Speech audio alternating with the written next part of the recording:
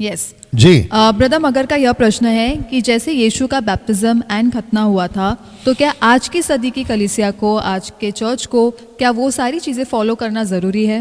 Okay, baptism तो लेना है बट खतना नहीं करना है। यस बपतिस्मा तो लेना है ना, अगर, और वो भी एक ही बार लेना है वो भी एक ही बार लेना है। ओके, तो मैं बात कर लेता हूं खतना के, सर्कमसाइज Yes. के। तो उसके लिए एक वचन पढ़ते, द बुक ऑफ कोलिशियंस चैप्टर, बोल दीजिए चैप्टर 2 वर्स 11। जी, पढ़िए, उसको हिंदी में भी बोल दो। कुलुसियों की पुस्तक, कुलुस्सियों की पुस्तक 2 अध्याय वचन 11। उसी में तुम्हारा ऐसा खतना हुआ है जो हाथ से नहीं होता, अर्थात मसीह का खतना, जिससे शारीरिक देह उतार दी जाती है। ओके, फर्स्ट लाइन फिर से पढ़ना। उसी में तुम्हारा उसी में अब पढ़ोगे। उसी में तुम्हारा ऐसा खतना हुआ है, बस, तो हुआ है उसी में मतलब यीशु में। तो यीशु में आपका ऑलरेडी खतना हो चुका है। मैं आपको बताता हूं क्यों। इसको थोड़ा सा है ना बैकग्राउंड में जाना पड़ेगा कि ओल्ड टेस्टमेंट में जो महिलाएं होती थी, तो मैं एक को ले लेता हूं, सारा, जो अब्राहम की पत्नी थी, वो अपने पति को क्या बुलाती थी? आदोनाय, लॉर्ड, यानी कि लॉर्ड, मास्टर। ओके, आदोनाय, पति को आदोनाय यानी कि लॉर्ड। तो अगर पति का खतना हुआ यानी कि अब्राहम का, तो सारा को कराने की जरूरत नहीं है, क्योंकि वो उसका आदोनाय है, यानी कि मास्टर है, पति है। जैसे रोमन चैप्टर 10:10 में जीसस कहते हैं कि पौलुस कहते हैं जीसस के लिए, आपके और मेरे माध्यम से सैल्वेशन के कॉन्सेप्ट में कहते हैं, जब तक तुम यीशु को प्रभु स्वीकार नहीं करोगे, प्रभु, लॉर्ड, कैपिटल LORD, लॉर्ड, स्वीकार नहीं करते हो, तब तक तुम्हारा उद्धार नहीं होता। तो जब सारा अपने पति को प्रभु कहती है, आदोनाय, तो कलीसिया यीशु को कहती है प्रभु, आदोनाय, यानी कि लॉर्ड। तो जब यीशु का खतना हो गया, जैसे अब्राहम का हो गया, तो सारा का हो गया, वैसे यीशु का हो गया, तो आपका हो गया। तो आपको खतना नहीं कराना है, लेकिन आपको बपतिस्मा एक बार सही तरीके वाला, पिता पुत्र पवित्र आत्मा के नाम से एक बार डूबने वाला बपतिस्मा तो लेना ही है। तो खतना नहीं कराना है। जिसके चलते एक और वचन पढ़वा देंगे, क्योंकि इसको लेकर बहुत सारा खतना को लेकर शुरुआत की कलीसिया में बहस हुआ है। तो पहला वो छोटा सा बहस को देख लेते हैं। Act chapter 15 verse 1। Act chapter 15 verse 1 जी। फिर कुछ लोग यहूदिया से आकर भाइयों को सिखाने लगे। ओके बेटा, हिंदी में भी बोल दे, प्रेरितों की किताब 15 वचन 1 जी। फिर कुछ लोग यहूदिया से आकर भाइयों को सिखाने लगे, यदि मूसा की रीति पर तुम्हारा खतना ना हो। ओके, तो खतना को आप ठीक से बोल दीजिए, क्या ना हो? मूसा की रीति पर क्या ना हो? खतना ना हो। खतना, सर्कमसाइज, खतना ना हो तो तुम उद्धार नहीं पा सकते। ओ, कितना गंदा स्टेटमेंट है ये, और ये कितना नॉन बिब्लिकल स्टेटमेंट है, और कितना कल्ट टीचिंग है ये। जीसस के सैल्वेशन पे जो मुफ्त में मिला है, वो धार्मिकता जो मुफ्त में मिली है, उसी पे खड़ा कर दिया सवाल कि आपका उद्धार नहीं हो सकता। तो प्रश्न उठता है कि ये लोग कौन है? तो इन्हीं के बारे में पौलुस गलातियों में 1:6-7 में कहता है कि ऐसे लोग, कहता है मुझे आश्चर्य होता है कि तुम इतनी जल्दी कैसे फिर गए। और वो दूसरा सुसमाचार है ही नहीं है, कहता है बात तो ये है कि कितने तुम्हें घबरा देते हैं। तो खतना का कॉन्सेप्ट है ही नहीं। ओके, तो जिसके चलते गलातियों की पुस्तक उसका 5:1 देखो पौलुस क्या कहता है जी। गलातियों 5:1, गलातियों 5:1, गैलेशियंस चैप्टर 5 वर्स 1। जी जी। मसीह ने स्वतंत्रता के लिए हमें स्वतंत्र किया है। एक सेकंड, तो स्वतंत्रता कौन से कॉन्सेप्ट में आएगा? व्यवस्था से जो छूट गए, ये वो फ्रीडम।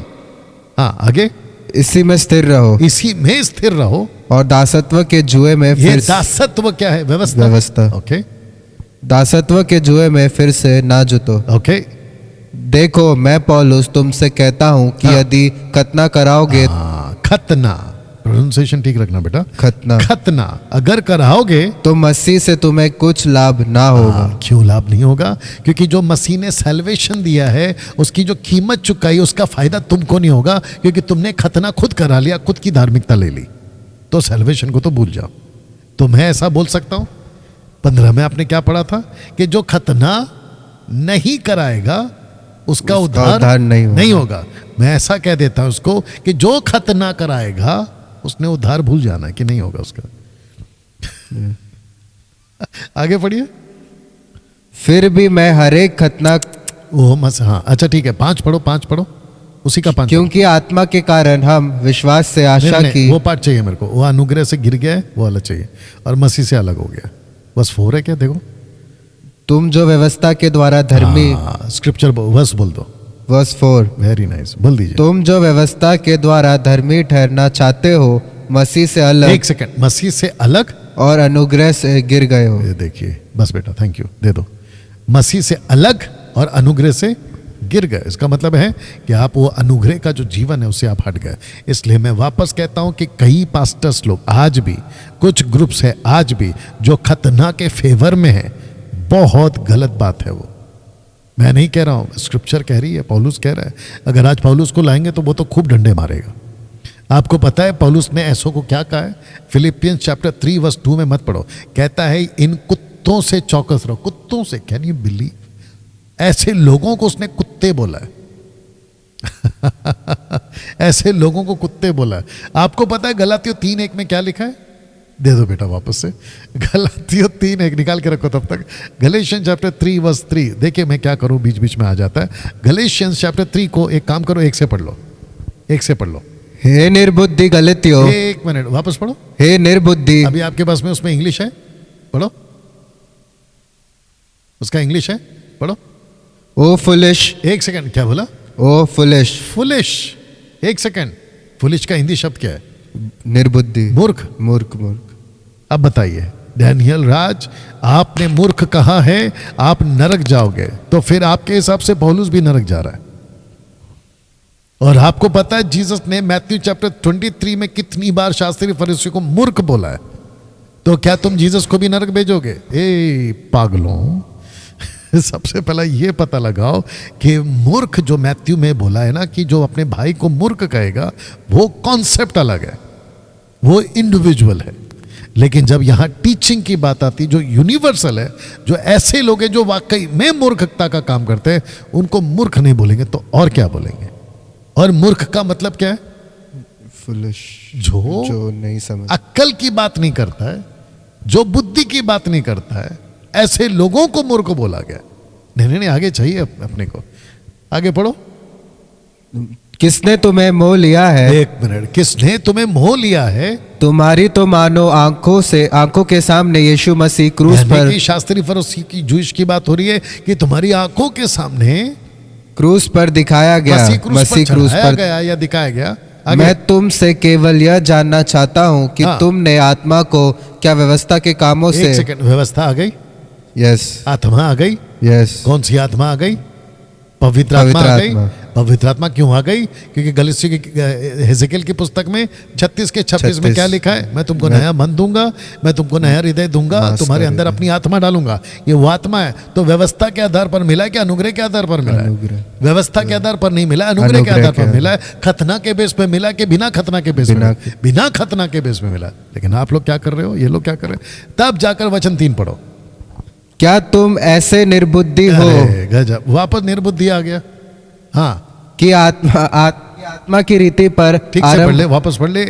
कि आत्मा की रीति पर आरंभ करके अब शरीर की रीति पर अंत करोगे। बताओ आत्मा की रीति क्या है? बिना व्यवस्था। शरीर क्या है? विद व्यवस्था। बताओ। थैंक यू बेटा। कैसा लग रहा है दोस्तों? जी, आई थिंक मिल गया जवाब। Next. Thank you so much pastor, and amazing. मतलब जितना खुलासा वो दे सकते थे इतने ना समय में, उन्होंने बहुत अच्छे से हमें समझाने की कोशिश की। और मैं समझती हूँ कि जितने हमारे साथ में अभी जुड़े फेसबुक पर और हमें सुन रहे हैं लाइव, और जो रिकॉर्डेड वीडियो भी देख रहे होंगे अभी जो अपलोड हुआ होगा यूट्यूब पर, तो वो आप जब सुनेंगे तो आपको भी समझ में आएगा कि जो बातें होती है, कॉन्सेप्ट होती है, वो बाइबल में से ही हमें बहुत क्लियरली समझ में आ सकता है अगर हम उसे पढ़ेंगे और अगर हम उसे समझने की कोशिश करेंगे तो। क्योंकि पास्टर ने भी जो बाइबल वर्सेस दिया है, कोट किया है हमारे बीच में, वो बाइबल से ही दिया है, बाइबल के बाहर कुछ बात नहीं किया है।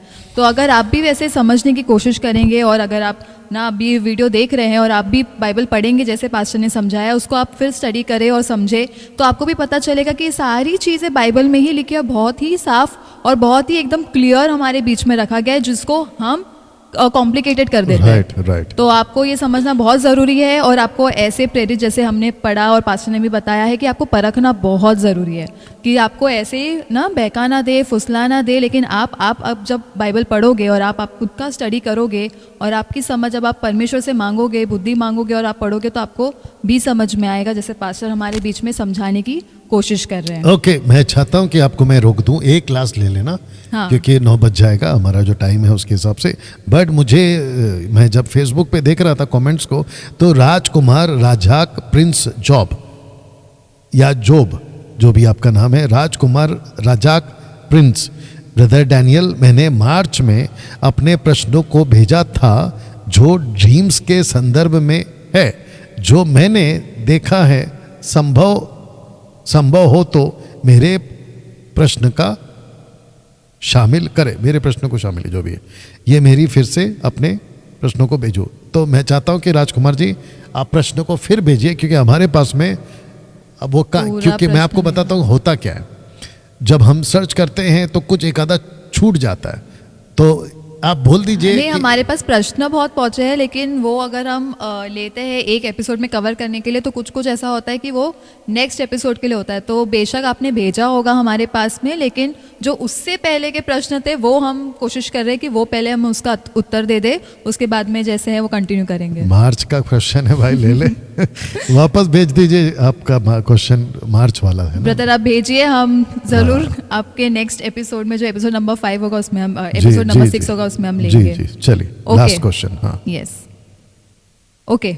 लास्ट प्रश्न है ब्रदर रवि तिर्के का, और वे ये जानना चाहते हैं कि जब हमारा उद्धार होने से पहले शादी अगर हो चुका है और विवाह हो गई है, जो वैसे कस्टम्स में और रिचुअल्स में हुई है, अगर उद्धार होने के बाद में जब हमें समझ आता है और हमारा परिवर्तन होता है, तो क्या हमें फिर से शादी करना है?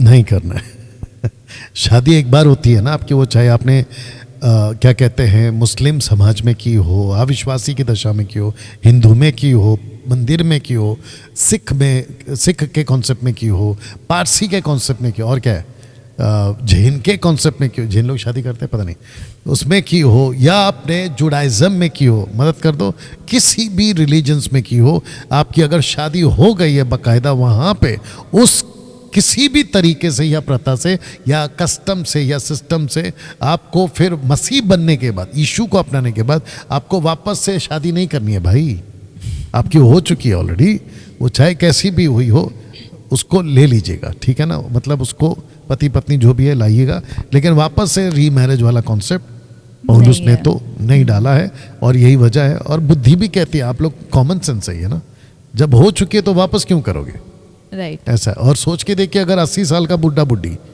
बाहर शादी करके मसीह बन गए, तो 80 साल का बुढ़ा बुढ़ी को स्टेज पे खड़ा होकर दूल्हा दुल्हन के कपड़े में कैसे लगेगा? सो बुद्धि भी कहती है ना, तो ये जिसका भी सवाल है, तो रवि, ब्रदर रवि, जो भी उनका है, और एक सवाल है इसी के साथ में कि क्या बच्चों का समर्पण करना जरूरी है? बच्चों का समर्पण करो, और बच्चे का समर्पण का कोई एज नहीं है, वो चाहे 1 साल का हो, पहला महीने का हो, 20 साल का हो, जो भी हो, बच्चे का अगर है तो समर्पण कराइए, जिसको कहते हैं डेडिकेशन। ओके, तो बच्चे को समर्पण करा सकते हैं। और अगर आपको लगता है कि डैनियल भाई है ना, हम जो आपका चर्च चलता है ऑनलाइन, उसके माध्यम से करना चाहते हैं, तो मैं कहता हूं कि फ़ोटो भेजिए, नाम भेजिए। अगर आप मसीह मंथन के हैं तो बिल्कुल कराएंगे, और अगर नहीं है तो भी कराएंगे, बट शर्त यह है कि बच्चे को शिक्षा आपको उसी मार्ग की देनी है जिस पे उसको चलना चाहिए। Right, thank you so much pastor. Brother Ravi, आपको आपका जवाब मिला होगा, और जैसे उन्होंने मेंशन किया है कि बच्चों का समर्पण के लिए आप फ़ोटो भेज सकते हैं, और हम यहाँ से लाइव जब पास्टर आते हैं तब आपके बच्चों का समर्पण करेंगे। तो आपने पास्टर का पिछले वीडियोस भी देखा होगा, जहाँ पर उन्होंने बहुत सारे ऐसे बच्चों का समर्पण किया है, और ना जितने एमएमबी के हमारे जनता है, मसीह जनता है, और जितने हमारे साथ में जुड़े हैं और जो सदस्य हैं, उन सभी के बच्चों का हमने यहीं से समर्पण किया है। तो अगर आपके भी नॉलेज में ऐसे हैं, और आपके जहाँ पर आप जाते हो कलीसिया में ऐसे हैं, और वहाँ पर अगर फिजिकल चर्च नहीं है, तो आप हमारे पास में फ़ोटो भेज सकते हैं डिटेल्स के साथ में, और हम यहाँ से आपके बच्चों का जो है समर्पण करेंगे। जी ओके पास्टर, सो और एक प्रश्न नहीं ले सकते हैं? क्योंकि 9 बज गए हैं। जी। तो मैं सभी जितने हमारे साथ जुड़े हैं उन सभी का भी शुक्रिया करना चाहूँगी कि आप हमारे साथ अब तक जुड़े रहे। और मैं रिक्वेस्ट करूँगी कि इसी फेसबुक लिंक को आप शेयर भी करें, जो हमारे साथ नहीं जुड़ पाए, लेकिन वो जो लिंक आप उनके साथ में शेयर करोगे वो उन्हें देख सकते हैं। और 9 बज चुके हैं तो हमें यहीं पर समाप्त करना होगा आज के एपिसोड को, जो एपिसोड नंबर 5 है। ये नंबर आप देख सकते हैं यहाँ पर 9082674102। आप नोट कर लीजिएगा इस नंबर को, और आपके जो भी प्रश्न है हमारे साथ आप शेयर कर सकते हैं व्हाट्सएप के ज़रिए ही। आपको कॉल नहीं करना है, आप वॉइस नोट भेज सकते हैं, व्हाट्सएप पे मैसेज कर सकते हो और हमारे पास में आपका प्रश्न पहुँचेगा और वो हम एपिसोड्स में आपके प्रश्नों का उत्तर यहाँ से देंगे। ओके पास्टर, मैं रिक्वेस्ट करूँगी कि आप एक चीज भूल गए, अगले हफ्ता कल वो तो कल उसके कल बाद में। हाँ बोल दो अभी से। ओके सो आप जानते हैं कि पास्टर कल ठीक रात 8 बजे, जो संडे है, संडे का जो लाइव सर्विस होगा, ठीक रात 8 बजे लाइव आएंगे पास्टर के फेसबुक पेज से, और चैनल जो यूट्यूब पर है वहाँ से लाइव होंगे। हम कोशिश करेंगे कि हम यूट्यूब से भी आ जाएं और वायर का जो भी दिक्कत है, साउंड का जो भी दिक्कत है, वो हम उसे सॉल्व कर देंगे तब तक। तो मैं रिक्वेस्ट करूँगी कि फेसबुक और यूट्यूब पर आपको लाइव जुड़ना है पास्टर के साथ में कल ठीक रात 8 बजे, और जो टॉपिक है वो पास्टर आपको बता देंगे, और पोस्ट जो होगा वो भी आपके साथ में शेयर किया जाएगा व्हाट्सएप पे और फेसबुक पर कि किस टॉपिक के साथ में पास्टर कल लाइव आने वाले। तो आप आपकी तैयारी कर ले, नेटवर्क आपका सब कुछ, इंटरनेट आपका, जो एनवायरनमेंट है, हर एक चीज़ों का आप ध्यान रखें कि कोई डिस्टर्बेंस ना हो, और हम भी कोशिश करेंगे कि यहाँ से भी आपको कोई डिस्टर्बेंस ना आए, और आप जो पूरा जो टॉपिक का विषय है और जो भी पूरा सर्विस होगा वो आप अच्छे से हमारे साथ में जुड़कर देख सकेंगे। ओके, आइए प्रार्थना करते हैं। परमेश्वर पिता, आपका धन्यवाद देते हैं, आपकी स्तुति करते हैं परमेश्वर, और धन्यवाद कि कई प्रश्नों के उत्तर परमेश्वर आपके वचन से दिए गए हैं, और जिसमें आपने ही, मात्र आपने ही इसमें अगुवाई की है, इसलिए सारी महिमा आपको देते हैं प्रभु, और आपके नाम को ऊंचा उठाते हैं पिता। मैं कहता हूं कि परमेश्वर ये वीडियोस, एडिट वीडियोस जहां तहां जाएगी प्रभु, उन सब के जीवनों में कार्य करे और वे सत्य को जान सके। सब कुछ तेरे हाथों में, ये प्रार्थना यीशु के नाम में, आमीन। आमीन। Thank you so much. जी। एंड ओके, सो हम यहाँ पर समाप्त करते हैं और सारा महिमा हम प्रभु को देते हैं, और इस लिंक को आप शेयर करें। अगले जो एपिसोड में हम मिलेंगे, हमारे साथ में फिर से शामिल होइएगा, और आपको जो डेट होगा और टाइम होगा आपको बता दिया जाएगा। अब इस वक्त हम नहीं बता रहे, लेकिन आप तक जो उसका इन्फॉर्मेशन है और जानकारी है वो आप तक पहुँचा दी जाएगी। Okay, thank you so much and God bless you.